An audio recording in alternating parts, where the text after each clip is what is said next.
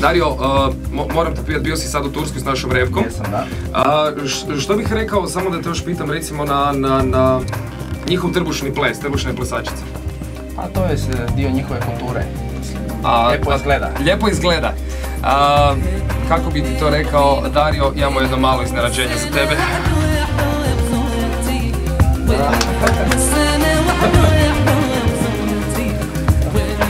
Trbušne plesačice! Nisam tada. Da je televizija, ali svaka čast. Cure, moramo vidjeti malo kako to sve. Ja ću čak sa strane. To je to. To naš fotić mora ovo i sve. Srušit ćemo stadion, ljudi moji.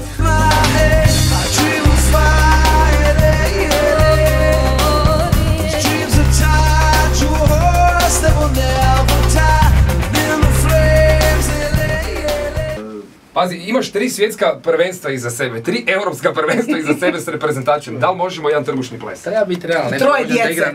Neko je rođen da igra nogomet, neko je rođen da trbušno pleše. Zvali su me u Zvijezde. Zvijezde plešu, ali rekao sam stvarno, hvala vam, smio sam se jedno pola sata. Stvarno.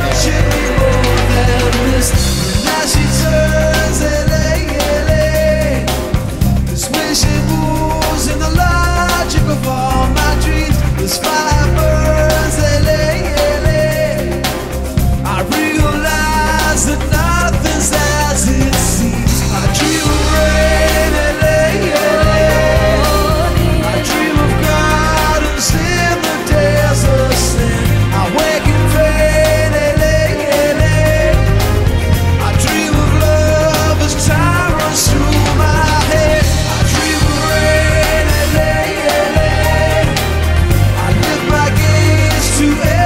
Skies above, I close my eyes to the rare perfume. It's the sweet intoxication of love. Želimo sreću svim hrvatskim reprezentativcima da danas dovrše ovaj posao i da jednostavno se nađemo na... Da li sumnjam? Ne sumnjam, ne želim sumnjati, ali ne želim isto biti u nekoj euforiji da će biti danas lagano.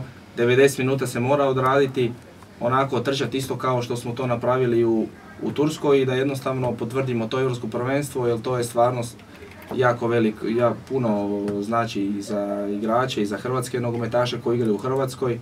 Tako da evo, stvarno još jednom držimo fige i tuta forca. Tuta forca. Dario, hvala ti što si došao.